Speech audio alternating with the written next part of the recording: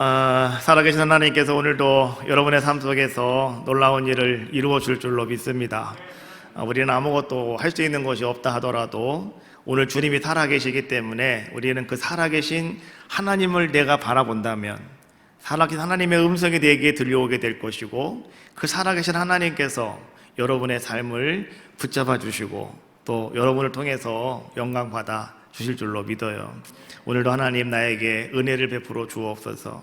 나에게 하나님 오늘도 하늘의 신령한 은혜가, 신령한 비밀이 내 삶 속에 깨달아지는 귀한 시간 되게 해달라고 오늘 여러분 간절한 마음으로 사모하면서 살아있는 말씀이 여러분들을 꽉 붙잡으시며 성령의 역사가 나타나는 귀한 시간이 될 줄로 믿습니다.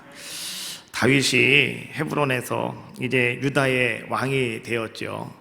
그가 사울 왕의 쫓김과 쫓김 속에서 정말 이제는 그가 헤브론에서 유다의 왕으로 이제는 그가 세움받게 되었고, 왕이 된 지 7년 6개월이라고 하는 시간이 흘러가게 됩니다. 그러한 상황 속에서 이제 이스라엘의 군대 장관이었던 아브넬도 죽고, 그 다음에 그 당시에 왕이었던 이스보셋도 이제는 암살을 당하게 되어지죠.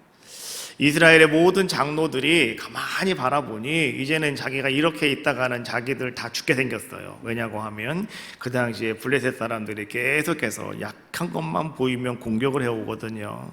그래서 안 되겠다, 우리가 살 수 있는 방법이 무엇일까? 그것은 저 헤브론의 왕으로 올라와 있는 다윗에게 오늘 우리가 다 같이 가서 그 앞에 엎드리자. 그리고 오늘 다윗을 이제 우리 이스라엘 12지파의 왕으로, 온전한 왕으로 우리가 모시자. 그래서 이 장로들이 다 다윗 앞에 가가지고요, 이제는 다윗의 머리에 다시 기름을 붓고 이제는 온전한 이스라엘의 왕으로 다윗 왕을 이제 세우는 그러한 모습을 성경은 우리에게 보여주고 있죠. 다윗이 이제 온전하게 이스라엘의 왕이 되었을 때 하나님은 다윗에게 은혜와 복을 허락해 주셨어요. 다윗이 형통하게 만들어 주셨고, 다윗이 모든 일들이 잘 되어지는 그런 아름다운 은총을 하나님께서 허락해 주셨죠. 다윗은 왕이 되자마자 이제 생각한 것이 무엇이었냐고 하면, 지금 우리가 내가 헤브론에서 왕의 역할을 감당하고 있는데, 이 헤브론은 조금 남쪽으로 치우쳐 있거든요. 한번 제가 이스라엘의 지도를 한번 갖고 왔는데요. 자, 한번 지도 한번 보시죠. 자, 보시면 저게 이스라엘의 지도인데 밑에 부분을 좀 확대해 놓은 겁니다. 자, 맨 밑에 헤브론이라고 돼 있고, 그 위에가 예루살렘 이렇게 돼 있잖아요. 자, 지금 이 헤브론에서 이제 다윗은 왕이 됐단 말이에요. 그래서 이제는 온 이스라엘 백성들을 다 다스리려고 하다가 보니까 너무 남쪽으로 치우쳐져 있는 거예요. 그래서 안 되겠다, 저 위로 올라가서 중앙 정도 되는 저 위쪽으로 좀 올라가야 되겠다. 그런데 어디가 좋을까 가만히 바라보았더니 예루살렘이라고 하는 것이 가장 좋은 장소가 되더라는 거죠. 왜냐고 하면 그 예루살렘은 바로 천연의 요새적인 지형을 갖추고 있었기 때문에 그래요. 천연적인 지형 요새라고 하는 것은 뭐냐고 하면 방어하기는 상당히 쉽고요, 누군가 공격을 할 때는 상당히 어려운 지역, 이런 지형을 가지고 있는 것이 바로 예루살렘이 있는 그러한 예루살렘 성이었다라고 하는 것이죠. 특별히 예루살렘은 해발 754m 정도에 위치하고 있는데 말이죠, 오늘 그곳은 정말 누구든지 공격을 하려니 공격하기가 너무나 힘들고, 그 위에 다리를 딱 잡고 있는 사람은 누가 공격해 오더라도 쉽게 그들을 방어해낼 수 있는 자연적인 천연적인 요새였다라고 하는 겁니다. 그래서 다윗이 이제는 우리가 예루살렘으로 옮겨가야 되겠다.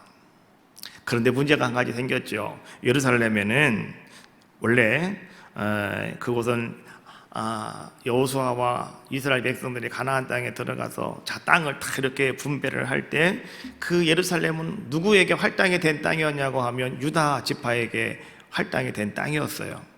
근데 유다 지파들이 이제는 그 땅을 차지해야 되는데 말이죠, 그 땅에는 상당히 좀 힘든 사람들이 있었는지 엄청난 사람들이 있었는지 그 땅을 차지하지를 못했습니다. 그래서 지금 그 땅을 누가 차지하고 있냐고 하면 여부스 족속이 그 땅을 차지하고, 여호수아가 죽은 이후로 400년이 지나도록 아직도 그 예루살렘 성은 이스라엘 백성의 땅이 아니라 여부스 족속의 땅이었다. 그들이 거기서 점거하고 그들이 거기서 살고 있는 그러한 곳이었다라고 하는 겁니다. 그 당시에 여부스 족속은요, 상당히 좀 막강한 힘을 가지고 있는 그러한 족속들이었습니다. 그래서 이들은 철병거를 가지고 있었다고 그래요. 철병거를 통해서 아주 든든하게 예루살렘 성을 요새화시켜서 튼튼하게 그 성을 지키고 있었다라고 하는 것이죠. 철병거라고 한다면 오늘날로 치면 핵무기 비슷한 겁니다. 그래서 이 철병거가 그 당시에 있다고 한다면 감히 이거는 천하무적입니다. 누구도 그 앞에 가서는 전멸해버리고 마는 그런 무기를 오늘 여부스 족속은 가지고 있었다라고 하는 겁니다. 자, 그런데 다윗이 왕이 되어가지고 그 예루살렘을 우리가 정복해야 되겠다, 이런 생각을 하고 이런 진행을 하려고 준비하고 있는 그러한 모습이죠. 그러한 소식을 여부스 족속이 들었습니다. 성경에 보니까 여부스 족속들이 이제는 그 이야기를 듣고 이렇게 이야기를 합니다. 사무엘하 5장 6절에 나오는 말씀인데요, 왕과 그의 부하들이, 왕은 다윗 왕을 얘기하는 거예요. 부하들은 그의 신하들을 얘기하는 겁니다. 예루살렘으로 가서 그 땅 주민 여부스 사람들을 치려하매, 이제 공격하려고 한다라고 하는 것이죠. 그때 그 사람들이 다윗에게 이렇게 말했습니다. 네가 결코 이리로 들어오지 못할 것이다. 맹인과 다리 저는 자라도 너를 물리치리라 하니 그들 생각에는 다윗이 이리로 들어오지 못하리라 함이라 라고 하는 말씀이 나와요. 이게 무슨 얘기냐고 하면, 여부스 족속들이 예루살렘 성을 딱 지키고 있었기 때문에, 자, 여기는 우리는 누가 쳐들어오더라도 오늘 그들은 말합니다. 앞을 보지 못하는 사람들이 앞을 지키고 있어도, 다리를 쩔룩쩔룩하며 저는 사람들이 너희들과 싸운다 하더라도 오늘 우리가 이긴다. 그러니 너희 여기 들어올 거 없다. 들어오면 너희만 다친다 라고 하는 이야기죠. 그래서 여부스 사람들은 뭐라고 생각하냐고 하면, 다윗이 오늘 이 예루살렘 성에는 정말 공격하지 못할 것이라고 그들은 그렇게 여겼다라고 성경은 이야기해 주고 있는 겁니다. 자, 그런데 어떤 일이 일어났습니까? 오늘 사무엘하 5장 7절 말씀해 보니까 뭐라고 말씀해 주고 있냐고 하면, 다윗이 시온 산성을 빼앗았으니 이는 다윗성이더라 라고 말씀해 주고 있어요. 다윗이 일어나 가지고요, 가서 그 시온 산성 예루살렘 성을 빼앗아 버리고 말았답니다. 여부스 족속들을 다 물리쳐버리고 말았답니다. 그래서 그 땅을 빼앗아 가지고 그곳을 다윗성이라고 이름 짓게 되었다. 이것이 바로 예루살렘 성 아니겠습니까? 어떻게 다윗이 이렇게 아주 강력하였던 그 요새였던 그 시온 산성을 빼앗을 수가 있었을까? 여러분, 다윗은요, 어떤 사람이었냐고 하면, 그는 어려서부터 별난 믿음을 갖고 있는 사람의 모습이었습니다. 그 별난 믿음은 어찌 보면 우리 모든 사람들이 가져야 된 아마도 믿음이겠죠. 그것이 무엇이었습니까? 그는 어떤 전쟁에 나가든지 간에 용감하게 나가 싸우는 자의 모습이었는데요, 그 용감함이 어디로부터 왔느냐고 하면, 하나님은 살아계시다, 하나님은 나와 함께 하신다, 하나님 나를 도와주신다, 이런 확고한 믿음을 가지고 있는 다윗의 믿음으로부터 다윗은요, 그러한 모습을 가지고 나가는 자의 모습이었다라고 하는 거죠. 여러분, 다윗이 가장 처음에 싸움을 접하게 된 것이 언제인지 아시죠? 아버지의 심부름으로 형들에게 먹을 거 갖다 주려고 갔다가 그는 거기서 블레셋 군사와 이스라엘 군대가 대치하고 있는 장면을 바라보게 되고, 그때 이 블레셋의 이 골리앗이라고 하는 장군이 고래고래 소리를 지르면서 누구나 빨리 나와 싸우자 하는데 말이죠, 이스라엘 백성이 아무도 그 앞에 나가지를 못하고 있잖아요. 그거 가만히 바라보고 있다가 다윗이 어떻게 합니까? 내가 나가 싸우겠다 라고 이야기하잖아요. 그래가지고 오늘 다윗이 어떻게 자기 몸에 익숙한 물맷돌 하나 가지고 그는 나가서 어떻게 하는 겁니까? 그 골리앗 온몸을 완전 무장하고 있는 그 골리앗이었지만은요, 어떻게 했다고요? 돌멩이 하나 가지고요, 가장 약점인 요 미간이라고 그러잖아요, 여기를 정확하게 맞춰가지고 한 방에 넘어지게 만들었다. 그래서 그의 칼을 뽑아가지고 무릎을 잘라가지고 말이죠, 이스라엘이 승리하게 하는 놀라운 역사를 이뤘지 않습니까? 오늘 다윗은 말이죠, 자, 그러한 승리를 할 수 있었던 믿음이 어디로부터 왔냐고 하면 성경이 이렇게 말씀해 주고 있어요. 사무엘상 17장 45절 말씀해 보니까 다윗이 블레셋 사람에게 이르되, 오늘 이것은 골리앗에게 말했다, 이런 얘기입니다. 너는 칼과 창과 단창으로 내게 나오지만 나는 만군의 여호와의 이름, 따라해봐요. 나는 만군의 여호와의 이름, 만군의 여호와의 이름. 다윗은요, 나는 만군의 여호와의 이름, 곧 내가 모욕하고 있는 이스라엘 군대의 하나님의 이름으로 내가 너에게 나간다, 이렇게 하면서 말이죠, 막 뛰어나갔던 사람이 누굽니까? 그 사람이 바로 다윗이었습니다. 여러분, 다윗이 골리앗과 싸웠을 때가 언제냐? 약 한 15살쯤 되었을 것이다 라고 이렇게 우리가 추측을 할 수가 있습니다. 다윗은 15살의 나이에 그가 전쟁의 승리의 비결을 터득한 것이 한 가지가 있었는데, 그것이 무엇이었냐고 하면 만군의 여호와의 이름을 의지하는 겁니다. 만군의 여호와의 이름, 이 이름을 의지해서 전쟁터에 나가는 겁니다. 그랬더니 오늘 그 전쟁의 모든 승패를 하나님께서 이기게 하여 주시더라. 다윗은 이런 믿음이 있었습니다. 전쟁은 칼과 창과 강함에 있는 것이 절대 아니다. 그러면 전쟁은 어디에 있느냐? 하나님께 속해 있다. 전쟁은 하나님께 속한 것인즉 하나님이 이기게 하신다는 거죠. 지게 하는 것도 하나님이시라는 거죠. 그래서 다윗은 그 하나님만을 믿고 나가는 자의 모습이었다. 그래서 그때부터 다윗은요, 만군의 여호와의 이름만 의지하고 살아가는 자의 모습이 되었다. 그래서요, 사무엘하 5장 10절 말씀에 보니까 이렇게 말씀해 주고 있어요. 만군의 하나님 여호와께서 함께 계시니 다윗이 점점 강성하여 가니라. 할렐루야. 만군의 하나님 여호와께서 누구와 함께하고 계시다고요? 이 다윗과 함께 하셨더니 다윗은 어디에 있든지 무엇을 하든지 점점 강성하여 가니라. 할렐루야. 오늘 우리에게 중요한 것이 바로 이거 아니겠습니까? 여러분, 세상에서 우리는요, 내 뜻과 내 능력대로 뭔가 다 될 수 있을 것 같아요. 그러나 모든 것의 승패는 하나님께 달려 있습니다. 하나님이 나에게 은혜를 주시면 잘 되는 것이고, 하나님 나와 함께 하시면 승리하는 것이고, 하나님 내 편이 되어 주셔야 우리는 거기서 무엇인가를 이룰 수 있는 귀한 자가 될 수 있는 거 아니겠습니까? 다윗은 이러한 믿음을 가지고 살아왔기에 오늘 다윗은 왕이 되었을 때에 그 견고한 성, 요새와 같은 예루살렘 성이라 하더라도 그 시온 선성을 올라가서 쟁취하게 되어지는 그 다윗성으로 바꿔버리고 마는 놀라운 역사를 이루었다라고 하는 겁니다. 오늘 우리가 역대상 14장에 있는 말씀은 그 다음부터 이제 이어지는 말씀이에요. 그렇게 승승장구하며 다윗성을 건축을 하고요, 이제는 이제부터 됐다, 이제부터는 우리는 하나님의 은혜로서 이제 우리는 막강한 우리 나라를 만들어 가야 되겠구나, 다윗은 그렇게 생각을 하고 그렇게 탁 준비하고 있는데요, 글쎄 블레셋 사람들이 이제 그 말을 들었어요. 다윗이 이스라엘의 왕이 되었단다. 전에는 블레셋 사람들이 다윗을 도와주기도 했습니다. 알고 계세요?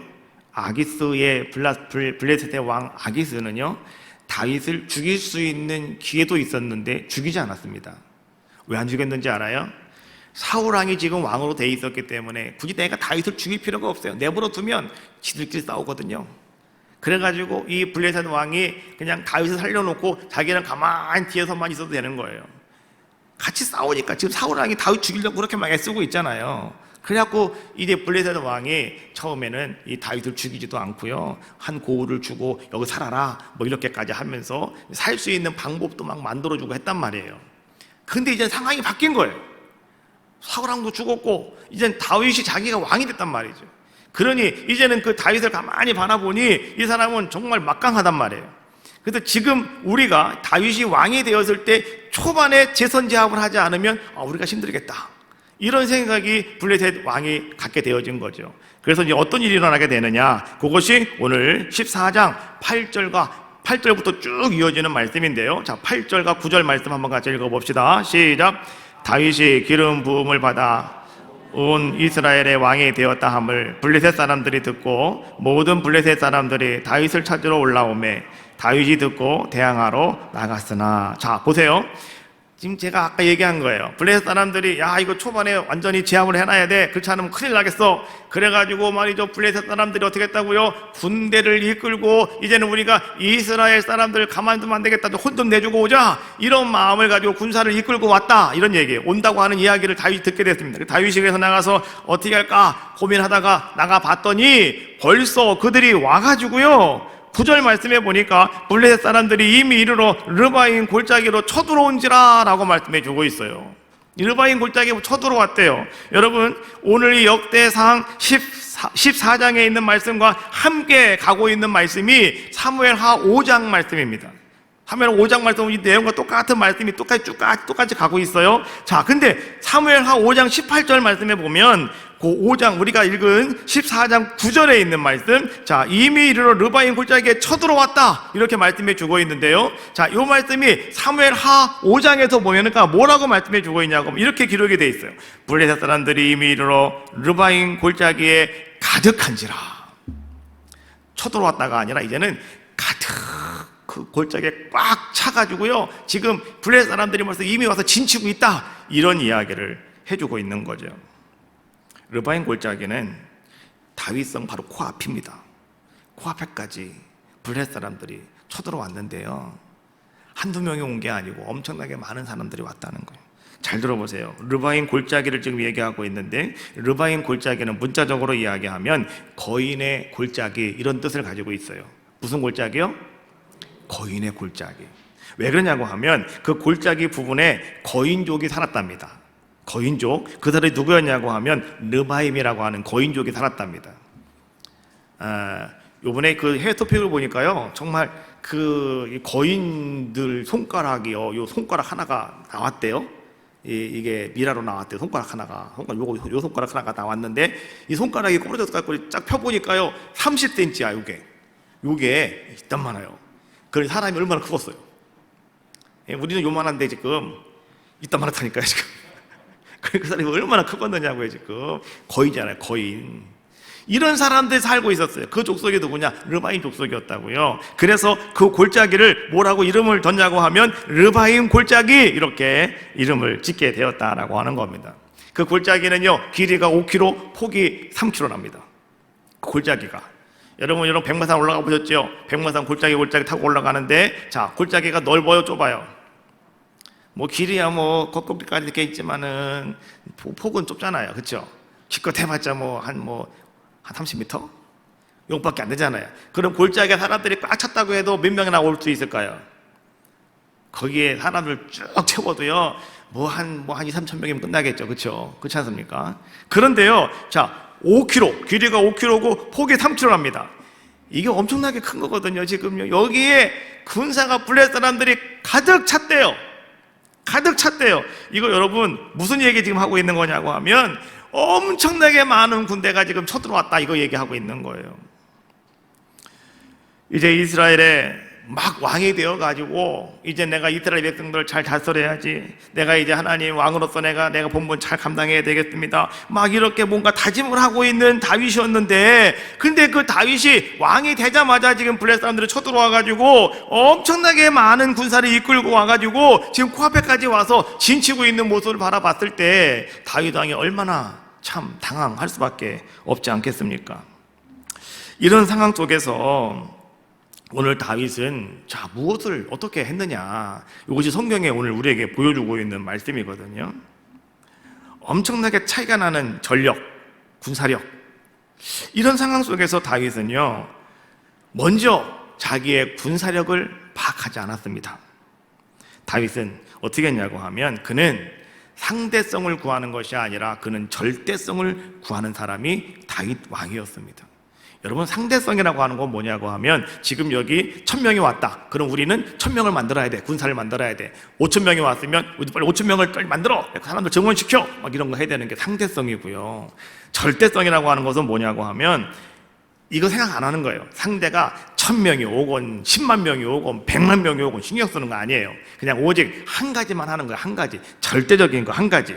그것이 뭐냐고 하면, 오늘 다윗은 절대적인 권력을 갖고 계신 하나님 앞에 나아가는, 그래서 그는 상대성을 구하는 것이 아니라 절대성을 구하는 자의 모습이었다라고 우리가 그 다윗을 지금 평가할 수가 있는 겁니다.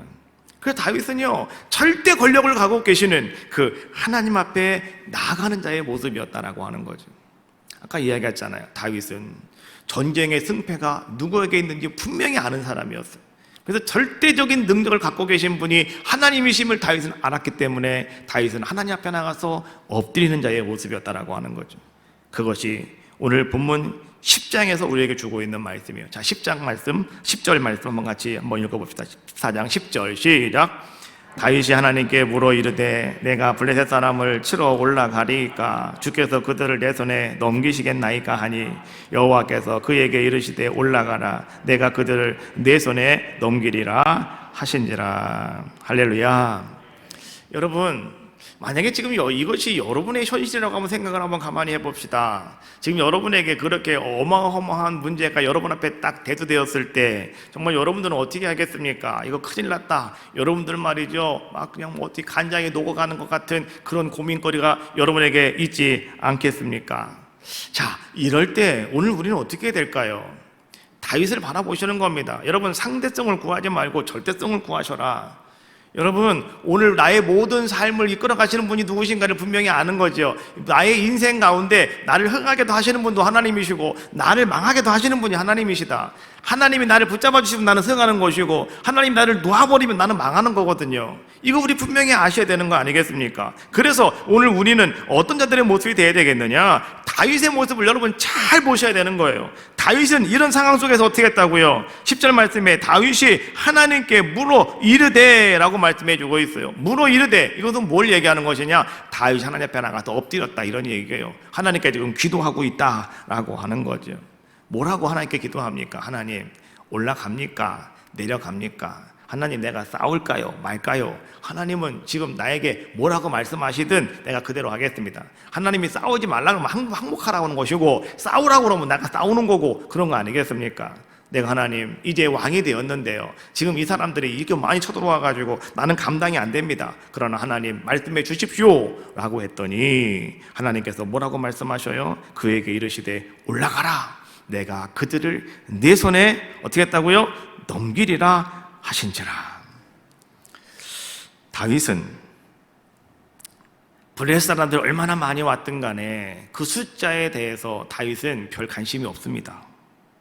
그래서 성경은요, 르바임 골짜기에 가득했더라라고만 얘기해주고 있는 거예요.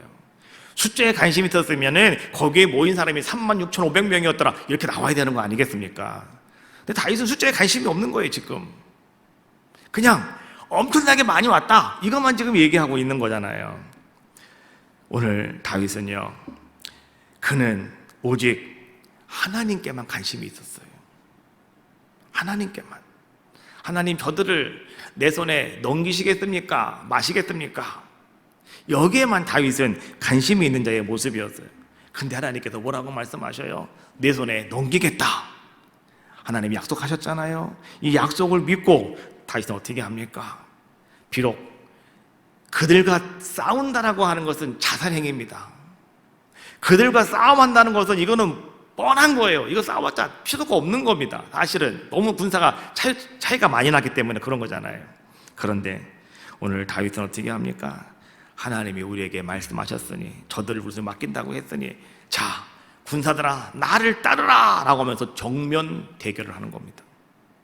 그 많은 사람들이 있는데요, 정면으로 돌파하는 겁니다. 정면 돌파를 하는 겁니다. 자, 그래서 하나님께서는요, 그들에게 놀라운 승리를 이루어 주셨다. 성경 그 이야기를 하고 있는데 오늘 본문 말씀에도 있지만은요, 이걸 조금 더 세부적으로 알기 위해서 우리는 똑같이 가는 말씀, 사무엘하 5장 20절에 있는 말씀을 제가 읽겠습니다.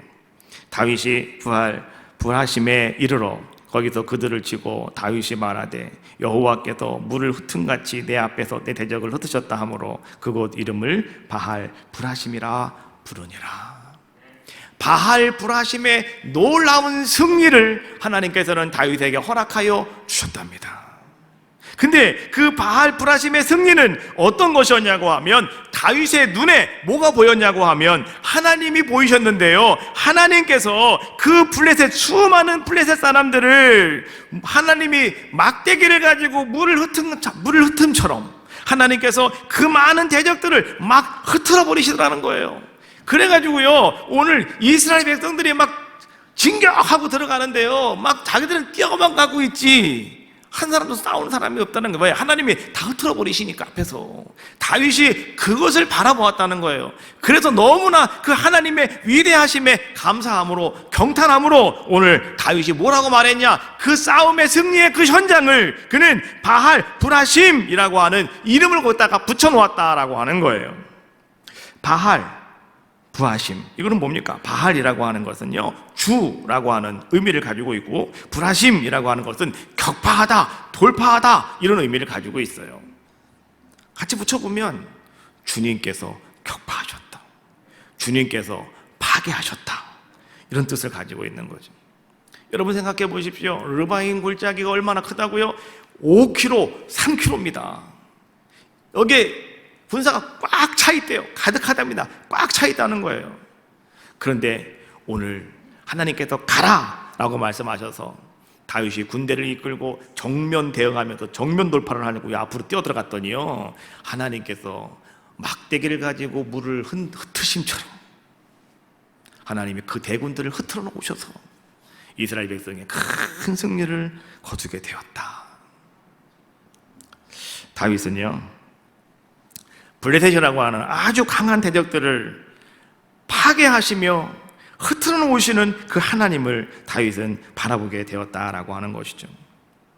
다윗은 지금 자신의 인생 속에서 벌어지고 있는 모든 일들, 이것이 큰 일이든 작은 일이든지 간에 다윗은 어떤 자의 모습이었냐고 하면 그 모든 것들을 다 싸잡아 가지고요, 어디로 갔느냐? 하나님께로 가는 자의 모습이었다.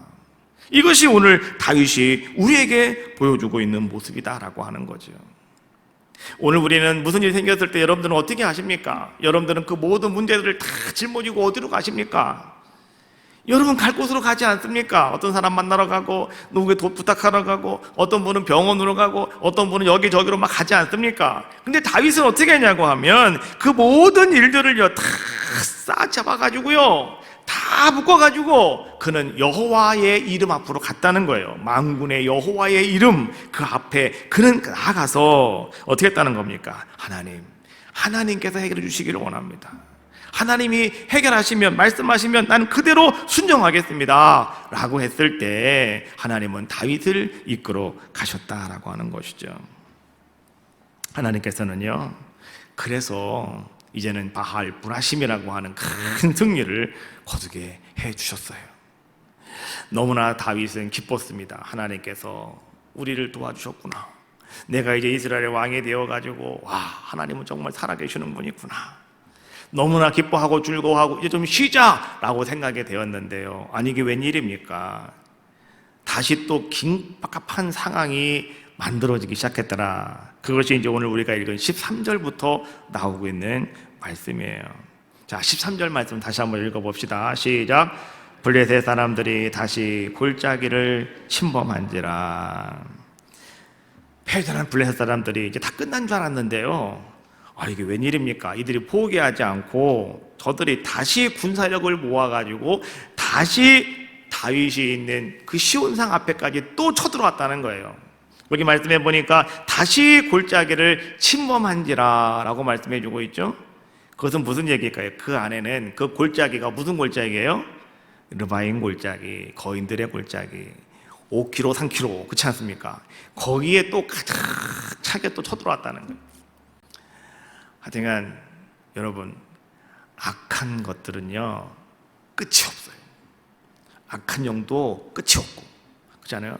악한 사람들은요 죽어도 또 나옵니다. 그게 희한한 거예요.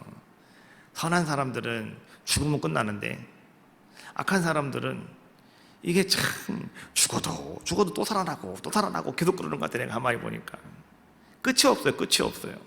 오늘 이들의 모습을 보니까 그런 것들이 느껴지는 것 같아요. 자, 이제는 어떻게 할까요? 다시 돌발적인 상황이 벌어지고 있는 겁니다. 예, 이제 이겼는데 아유 이게 뭡니까? 또 이게 또 쳐들어왔더니 또 엄청나게 쳐들어왔더니 어찌하면 좋겠습니까? 자, 이때 다윗이 어떻게 했는가? 이제 오늘 우리는 이것을 보려고 하는 겁니다. 오늘 이것을 여러분들은 이제는 여러분들이 붙잡으셔야 된다라고 하는 것을 오늘 여러분들이 이 말씀을 한번 나누려고 오늘 우리가 이 말씀을 함께 지금 묵상하는 가운데 있는 거예요. 자, 오늘 다윗은 이때 과연 어떻게 했을까? 14절에 나오고 있는 말씀이죠. 자, 14절 말씀 상당히 중요합니다. 같이 한번 읽어봅시다. 시작.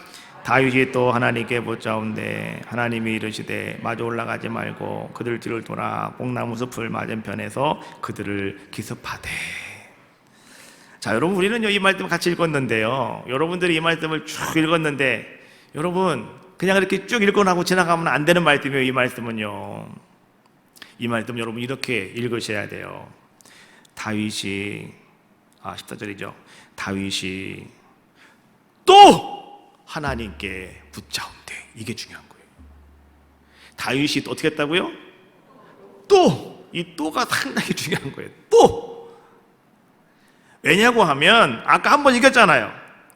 그리고 그냥 정면 돌파하면 되는구나, 하나님이 이번 도와주시겠지 뭐, 아까 좀 전에 기도했으니까 이번에는 그냥 나가면 되는 거겠지 뭐, 이렇게 생각하는 것이 아니라 다윗은 어떻게 했다고요? 또다시 하나님 앞에 그는 나아가 하나님께 묻는 자의 모습이었다. 역시 다시 그는 기도하는 자의 모습이었다라고 하는 것을 지금 성경은 우리에게 말씀해 주고 있는 거예요.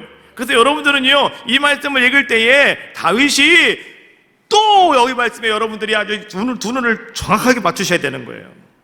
또 하나님께 기도했다. 다윗의 인생을 살아가면서 말이죠, 다윗이 가지고 있는 인생의 원리가 있어요. 다윗이 가지고 있는 삶의 원리가 있어요. 그것이 무엇이었냐고 하면 다윗은 열심히 기도하는 자의 모습이었습니다.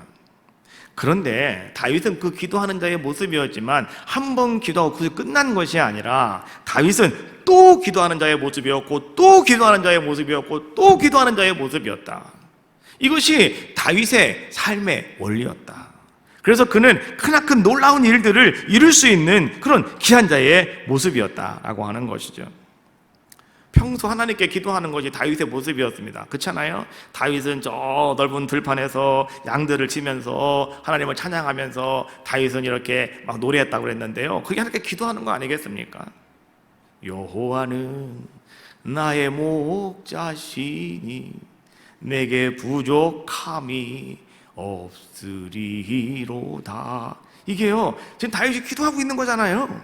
넓은 광야에서 하나님을 기도하고 하나님을 찬양하는 거 아니겠습니까? 자, 그런데 오늘 다윗이 말이죠, 자, 그런 삶 속에 살아있는 다윗도 가장 중요한 것은 뭐였냐고 하면 어떤 상황이 도래하면, 어떤 상황이 그에게 닥쳐오면 그는 그 어떤 것보다 내게 중요한 것은 뭐냐, 하나님께 다시 나아가서 내가 기도하는 것, 이것이 상당히 중요하다라고 하는 것을 다윗은 알고 그렇게 살아가는 자의 모습이었다라고 하는 거죠. 블레셋과의 전쟁에서 승리했습니다. 첫 번째 승리했잖아요. 그래서 다윗이 자만심을 가질 수도 있고 다윗이 교만함을 가질 수 있지 않겠습니까? 그런데 다윗은요 하나님의 응답이 내게 더 중요하다, 하나님이 어떻게 하라고 하시는 것인지 그것이 나에게 더 중요하다, 다윗은 그것을 먼저 생각하는 자의 모습이었다라고 하는 거죠. 지난번에는 정면 돌파였는데 다시 기도하니까 하나님이 이번에는 뭐라고 말씀하셔요? 이번에는 측면 공격이다 라고 말씀해 주고 계시는 거예요. 이제는 정면 돌파하면 다 몰살 당할 수밖에 없어요. 왜요? 지난번에 블레셋 사람들도 한 번 당했잖아요. 그럼 두 번 똑같이 당할 수 있을까요? 아니죠. 이 사람들도 이제 두 번째 쳐들어올 때는 거기 다 대비책을 가지고 쳐들어오는 거지 그냥 절대 안 쳐들어옵니다. 그렇잖아요. 그러니까 이번에도 정면으로 나갔다가는 그냥 완전히 전멸당해버리고 마는 거예요. 그러니까 다윗이 또 기도했더니 하나님께서는 어떻게 하셨습니까? 이제 하나님은 이제는 매복하고 있다가 측면으로 공격을 하여라, 하나님이 이렇게 말씀하셔서 이 다윗이 승리하게 되어지는 아름다운 역사를 이루게 되었다. 이 승리는 여러분 분명히 아셔야 돼요. 이것은 또 기도하는, 또 또라고 하는 삶의 원리를 가지고 하나님을 바라보았던 오늘 다윗의 승리였고, 오늘 그 또라고 하는 다시 하나님 앞에 엎드려 다시 하나님 앞에 간구하며 다시 하나님만을 바라보는, 그렇게 나의 삶의 원리를 가지고 하나님만을 따라가기를 원하는 모든 신앙인들, 특별히 오늘 여러분 한 사람 한 사람들이 가질 수 있는 승리의 모습이다라고 하는 사실을 우리는 알자라고 하는 거예요. 시편 160편 1절과 2절 말씀해 보니까 시편 기자는 이렇게 말합니다. 여호와께서 내 음성과 내 간구를 들으심으로 내가 그를 사랑하는도다. 그의 귀를 내게 기울이셨으므로 내가 평생에 기도하리로다. 내가 기도하는데 하나님이 내 기도를 들어주시는 게 여러분 느껴지면, 내가 기도하는데 하나님이 나의 기도 속에 역사하시고 나에게 느껴지면, 여러분 우리는요, 누가 기도하지 마세요 라고 해도 여러분들은 내가 평생에 기도하리다 되는 거예요. 그냥 그게. 그렇지 않습니까? 시편 기자가 그거 고백하고 있는 거예요. 하나님께서 오늘 내 음성을 들으시고 하나님이 내 간구를 다 들어주시는 걸 내가 아니, 내가 어떻게 기도 안 할 수가 있겠습니까? 내가 평생토록 나는 기도하겠습니다. 이런 고백을 하고 있는 거죠. 이것이 여러분의 고백이 되시기를 주님의 이름으로 축복합니다. 누가복음 2장 22장 39절 말씀해 보니까 예수께서 나가사 습관을 따라 감난산에 가심에 제자들도 따라갔더니 라고 말씀해 주고 있잖아요. 예수님도 이 땅에 오셔서 예수님이 우리에게 보여주신 것이 무엇이냐? 기도하는 거예요. 기도하는 거. 여러분 항상 기도하셔야 됩니다. 그래서 우리에게 주님께서 우리의 기도의 모범을 가르쳐 주셨죠. 주님의 기도문, 우리가 하늘에 계신 우리 아버지요, 이렇게 기도하라고 말씀해 주셔서 우리가 매 예배마다 그 주기도문을 같이, 주님의 기도문을 같이 우리가 기도하고 있는 거 아니겠습니까? 주님은 그렇게 날마다 습관을 따라 그는 기도하신 자의 모습이셨다라고 하는 거죠. 오늘 여러분도 마찬가지입니다. 기도하는 것이 여러분의 삶의 모습이 되셔야 된다. 여러분 누가 뭐래도 여러분들은 그 시간에는 기도의 자리에 앉아 있는 것, 이것이 여러분의 습관의 모습이 되셔야 된다라고 하는 거예요. 할렐루야. 우리 그런 기도의 모습을 갖고 살아가자라고 하는 거죠. 야곱이 있잖아요. 야곱은 죽었다고 생각했던 아들 요셉이가요, 살아있대요. 그리고 그 야곱이가 지금 애굽의 총리가 돼 있답니다. 그래가지고 내가 아버지를 이제 이 애굽 땅에 모셔서 내가 아버지 정말 잘 살아갈 수 있도록 만들어 드릴게요 하면서 이 애굽의 최고의 좋은 마차를 지금 이 야곱에게 보냈대요. 처음에는 아들들이 와서 얘기를 하니까 야곱이가 믿질 않았는데요, 나중에 그 마차를 보고 정신이 버떡 났대요. 믿었다는 거지 이제는. 여러분, 마차가 그 앞에 와 있습니다. 아버지를 태워가고 가겠대요. 그때 야곱의 나이는 한 130살쯤 된 나이입니다. 근데 여러분, 야곱은요 어떤 때의 모습이었습니까? 그가 자기 삼촌 집에 갔다 돌아올 때 약복강에 서서 그가 하나님의 사랑과 씨름할 때, 제가 금요일날 한번 얘기했죠. 그때 야곱의 나이는 거의 한 98세쯤 되었다고요.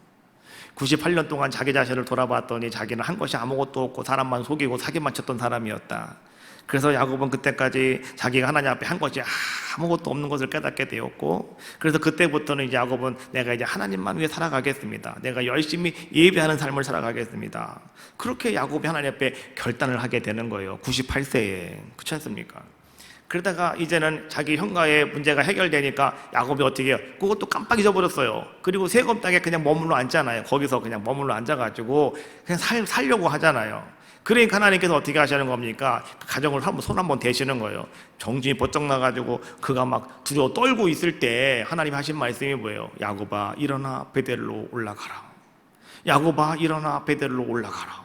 그때가 98세였다고요. 거의 한 100살쯤 됐을 때란 말이에요. 그날 이후로부터 말이죠, 야곱은 철저하게 어떤 사람으로 바뀌었냐고 하면 철저하게 하나님 앞에 예배하는 사람으로, 철저하게 하나님 앞에 엎드리는 사람으로 완전히 바뀌어져 버리고 말았어요. 자, 이제 야곱이 130살이 되었을 때 죽었던 아들이 살아있대요. 그리고 애굽의 총리가 되어가지고 지금 마차를 보내왔어요. 아버지 빨리 타고 오시라는 겁니다. 어떻게 하겠어요? 우리 같으면 빨리 타고 가야죠. 아들 가서 얼굴도 봐야 되겠고 만나도 봐야 될 거 아니겠습니까? 근데 야곱은요 그렇게 하지 않았어요. 야곱은 어떻게 했는지 보십시오. 자, 창세기 46장 1절 4절까지 말씀인데요. 이걸 현대어 성경책으로 제가 여러분께 읽어드리겠습니다. 자, 이스라엘은 야곱은 이런 뜻이에요. 온 재산과 식소들을 이끌고 길을 떠났다. 그는 브엘세바에 이르러 아버지 이삭의 하나님께 희생제물을 드려 제사를 올렸다. 그날 밤 신기한 환상 가운데 하나님이 나타나셔서 야곱을 부르셨다. 야곱아 야곱아, 예 제가 여기 있습니다 하고 야곱이 대답하였다. 나는 내 아버지가 섬기던 하나님이다. 너는 애굽으로 내려가는 것을 두려워하지 말아라. 내가 너를 애굽에서 큰 무리를 이루게 하리라. 엄청나게 불어나게 하리라. 내가 너와 함께 애굽으로 내려가리라. 또한 내 후손을 인도하여 다시 그곳에서 나오게 할 것이다. 그리고 요셉의 품에서 내 눈을 감게 할 것이다. 여러분, 이 말씀을 가만히 읽어보면 야곱은 지금 내가 이거 가나안 땅에 가야 되냐 말아야 되냐, 아들 만나러 가야 되냐 말아야 되느냐, 이거 가지고 고민하고 있는 것이 보여지잖아요. 그렇잖아요. 그래서 하나님께서 뭐라고 말씀해주고 있는 거예요? 너는 애굽으로 내려가는 것을 두려워하지 말아라, 이렇게 말해주고 있는 거예요. 너 걱정하지 마, 두려워하지 마. 내가 먼저 너와 함께 할 거야. 내가 너를 지키고 내가 너와 함께 거기 애굽 갈 거야. 걱정하지 말어, 가 라고 하나님이 말씀하시는 거잖아요. 그러면 오늘 이 말씀을 가만히 바라본다면 야곱은 어떤 자의 모습이었냐고 하면, 하나님이 나에게 허락하신 이 땅을 내가 지켜야 되는 것이 내가 사명이고, 내가 98세 이후에 내가 하나님 앞에서 결단한 것, 내가 예배드리겠습니다, 내가 하나님만을 섬기겠습니다, 내가 이 땅을 지키겠습니다 라고 하는 그 말을 붙잡고 야곱은 지금까지 살아왔다는 거예요. 언제까지? 130살 될 때까지 야곱은 그렇게 살아왔다는 거예요. 그러다가 보니까 자기 아들이 자기를 오라 하더라도 오늘 그는 하나님께 먼저 나가서 제사를 드리며 예배를 드리는 거예요. 그리고 하나님께 묻는 거예요. 하나님 어떻게 하면 좋겠느냐고요. 성경에 그런 말은 없지만 하나님이 하시는 말씀의 뉘앙스를 보니까 오늘 야곱은 그것을 하나님께 구한 거 아니겠습니까? 하나님, 내가 가야 되는 거예요, 말아야 되는 거예요, 이것을 하나님께 지금 구하고 있는 거 아니겠습니까? 여러분 같으면 어떻게 하시겠느냐고요. 우리 아들이 정말로 출세해가지고 말이죠, 큰 집을 살았답니다. 여러분 빨리 글로 옮기라고 큰 차, 좋은 차를 여러분 딱 대놨어요. 여러분 어떻게 하시겠느냐고요. 여러분 그 차를 놓고 여러분들이 교회에 얼른 뛰어 올라오셔서 하나님 앞에 기도하시겠습니까? 하나님 어떻게 하면 좋겠느냐고. 가야 됩니까 말아야 됩니까? 여러분 기도하시겠습니까? 아니면 그냥 좋은 차 타고 홀랑 가버리고 말겠습니까? 우리 생각해 보셔야 되는 거죠. 야곱은 그렇게 하지 않았다는 거죠. 야곱은 하나님께 묻는 자의 모습이었다. 먼저 엎드려 예배하는 자의 모습이었다. 놀라운 사실은 뭔지 아십니까? 여러분, 이렇게 야곱이 다시 또 하나님께 예배드리며 엎드렸더니 하나님은 야곱에게 어떻게 말씀해 주셨습니까? 아주 세밀하고 아주 주밀하게 하나님은 말씀해 주시면서 그에게 힘을 허락해 주셨고 위로를 더하여 주셨다. 이것이 우리 하나님이시다라고 하는 거예요. 오늘 우리의 삶 속에 여러분 이런 은혜가 임하시기를 주님의 이름으로 축복합니다. 또 한 가지 중요한 것은 뭐냐고 하면 이제 15절에 있는 말씀이거든요. 자, 15절 말씀 같이 읽어봅시다. 시작. 뽕나무 꼭대기에서 걷는 소리가 들리거든 곧 나가서 싸우라. 너보다 하나님이 앞서 나가서 블레셋 사람의 군대를 치리라 하신지라. 자, 뽕나무 꼭대기에서 걸음 걷는 소리가 들리거든, 이렇게 말씀해 주고 있어요. 자, 걸음 걷는 소리가 뭘까? 히브리어로 차드라고 하는 단어를 쓰는데요, 이거는 보조를 맞추고 걷는 것, 이런 뜻이에요.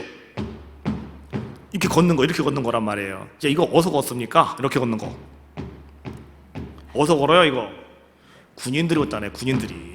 군인들은 일부러 훈련할 때 말이죠, 걸어갈 때 일부러 다리에 힘을 주고 걸어요. 이렇게 딱딱딱 소리를 내면서 먹는다고요. 왜? 맞춰줘야 되기 때문에. 그런 게 딱딱 맞춰줘야 되기 때문에. 군대의 행진 소리를 말하는 거예요. 군대의 행진 소리. 어떤 군대일까요? 여호와 하나님의 군대의 행군 소리가 들리거든, 이런 뜻이에요. 뽕나무는요, 여러분께 생각하는 뽕나무 어떤 뽕나무일까?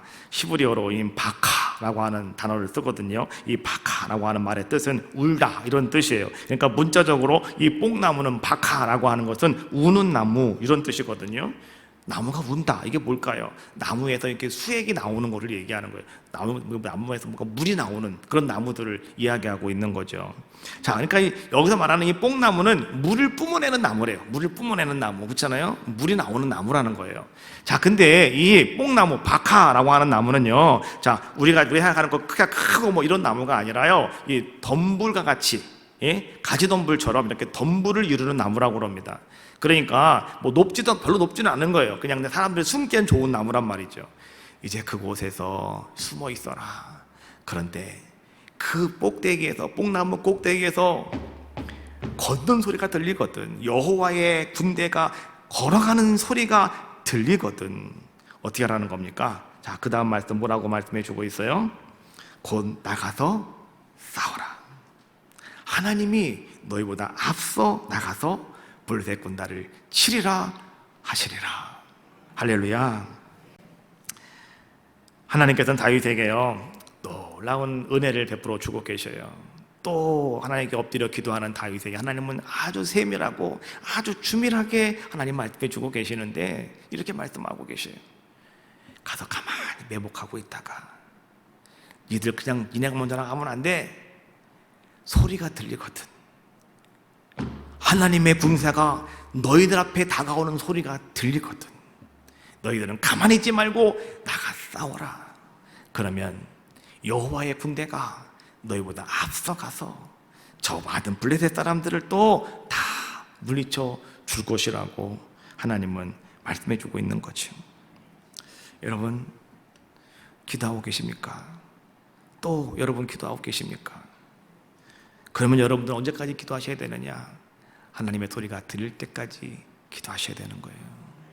그리고 그 소리가 여러분께 들렸으면 어떻게 하셔야 된다고요? 이제는 여러분 입으로 선포하시고 여러분 이제 어떻게 하십니까? 행동하시는 거예요. 제가 보니까요 내가 하나님 나에게 뭔가 응답해 주신 것이 있으면 입으로 선포하셔야 되더라고. 선포 안 하면은 그거 아무것도 아니더라고. 나 혼자만 알고 있는 거잖아요. 그렇죠? 근데 내가 선포해버리면 이건 여하튼간 저렇건 간에 여러분 책임지셔야 되는 거잖아요. 내가 선포했으니까. 그렇잖아요. 내가 막 기도하는데 하나님께서 말이죠 나에게 야 네가 말이지 이번에 이것 좀 한번 해봐라 말씀하셨단 말이에요. 그러면 여러분들이 선포하는 게 뭐냐고 하면 그거 제가 하겠습니다 선포하는 거예요. 그러면 어떻게 해요? 내가 선포했기 때문에 여러분 그거 하셔야 되는 거잖아요. 근데 때로는 그것이 내 역량이 부족할 때도 있고 힘들 때도 있지 않겠어요? 놀라운 것은 뭐냐? 여러분 소리를 들었습니까? 선포했습니까? 여러분 행하시면 그때는 여러분 앞에 누가 가신다고요? 하나님이 가신다는 거예요. 여러분이 고민할 거 없어요. 소리를 안 들었으면 문제가 되겠지만 소리를 들었다면 전혀 걱정할 것이 없어요. 그냥 가면 되는 거예요. 하나님이 하시는 거예요. 교회를 건축하려고 하시는 분들 저 가끔 저한테 묻더라고요. 목사님 교회는 어떻게 하는 거냐고. 어떻게 교회를 짓는 거냐요. 그대가 그걸 어떻게 알아요? 어떻게 짓는지. 그렇잖아요. 저는 그렇게만 얘기해요. 목사님 기도해 보셔요. 기도하다 하나님이 사인을 주시면 그냥 밀고 나가면 돼요. 교회는 하나님이 지시는 거니까 우리가 하는 거 아니라고. 사실 우리가 교회를 건축하려고 할 때 여러분 돈 있었습니까? 우리 교회? 없었어요. 교회를 어떻게 지으려고 하나 여러분 캄캄하지 않았습니까? 저 목사님이 도대체 어떻게 하려고 지금 저러고 계시나. 이것도 우리 또 이거 또 신용 불량자 만들어 놓는 거 아닌가 또. 이거 큰일 났네. 어쩌면 좋을까. 이거 반대를 해야 되나 말아야 되나. 여러분 그런 마음 갖고 계시지 않았습니까? 근데 저는요 기도하다가 하나님이 나에게 주신 사인이 있었거든요. 하나님의 응답이 있었으니까 저는 밀고 나가는 겁니다. 그냥. 왜요? 이거 하나님이 하시는 겁니다. 여러분 걱정하지 마시라고 내가 항상 그랬잖아요. 그렇죠?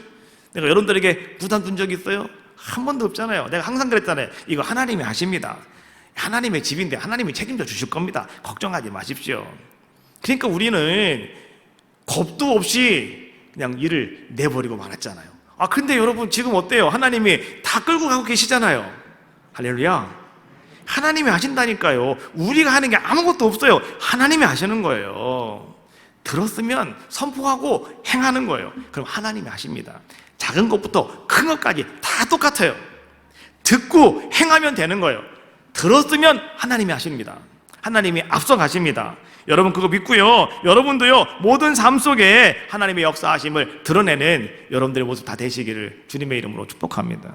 엘리야 갈멜산 꼭대기에 올라가서 그가 기도하잖아요. 하나님 비를 주십시오. 기도할 때 성경은 뭐라고 말씀해주고 있습니까? 엘리야가 아합에게 이르되 올라가서 먹고 마십시오. 큰 비소리가 있나이다. 그는 고백하고 있잖아요. 소리 들었대요 자기가. 그래서 아합 왕에게 편안하게 가서 마음껏 드시라고, 피가 올 거라고 걱정하지 말라고 이렇게 선포하는 거 아니겠습니까?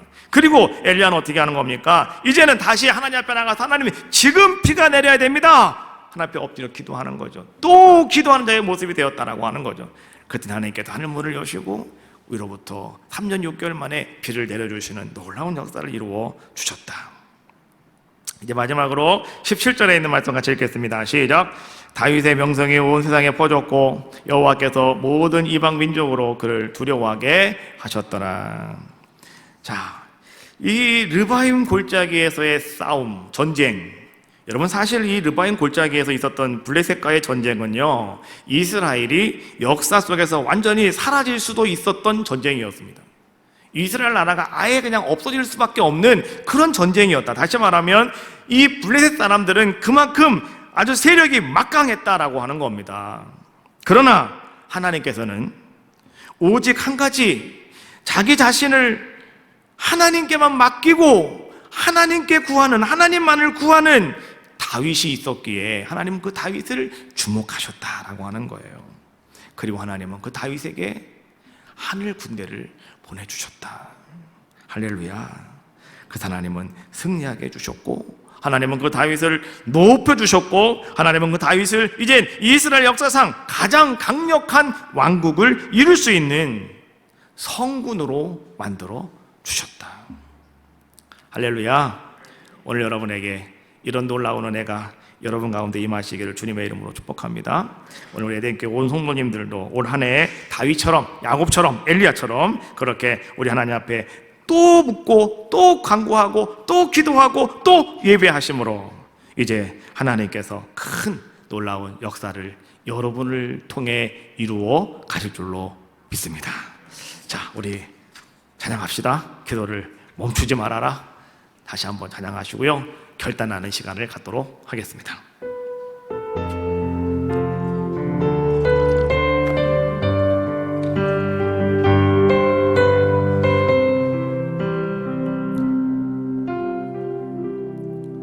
기도를 멈추지 마라. 눈앞의 상황이 마음을 눌러도 원망치 마라. 너의 입을 지켜라. 저들은 너의 입을 보고 있다. 마음을 내키지 마라. 내가 널 도우지 않는단 소리에 너의 모든 게 불리해도 너는 기도를 계속하라. 너 기도를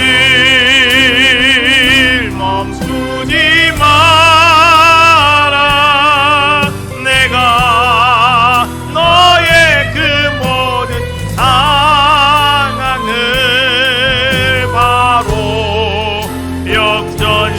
역전시키리니 너 기도를 멈추지 마라. 내가 잠시도 쉬지 않고 모든 것 지켜보고 있으니 너 기도를 멈추지 마라. 내가 너의 그 모든 상황을 바로 역전시키리니 너 기도를 멈추지 마라.